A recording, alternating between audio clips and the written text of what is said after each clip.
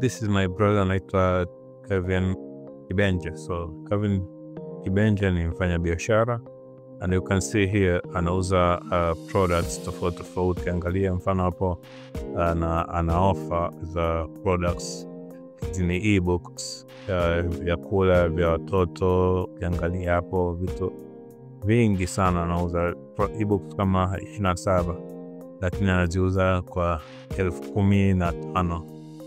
Sio badala nimeziuza kwa offer 15,000. So ukiangalia hii post ya Kibenje na likes 178, lakini ukiangalia page yake na followers 200,000, almost 270,000, au sio? So hii kitu inaitwa digital products. So hizi digital products ni products ambazo hazishikiki, tofauti na watu kama hawa Mkuki na Nyota. Wenyewe wana page, wana ofisi au wana sehemu ambazo wana store ambazo wanauza vitabu vyao.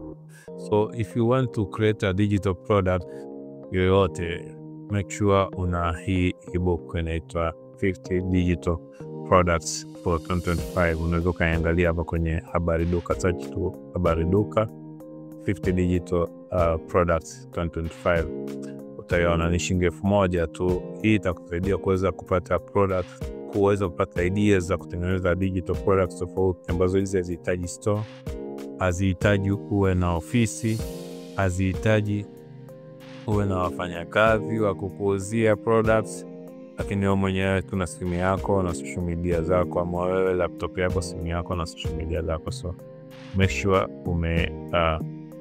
chukua hii ebook, itakusaidia sana. If you want it, just comment ebook na nitakutumia link ya kuweza kuipata ebook kwa shilingi 1,000 tu.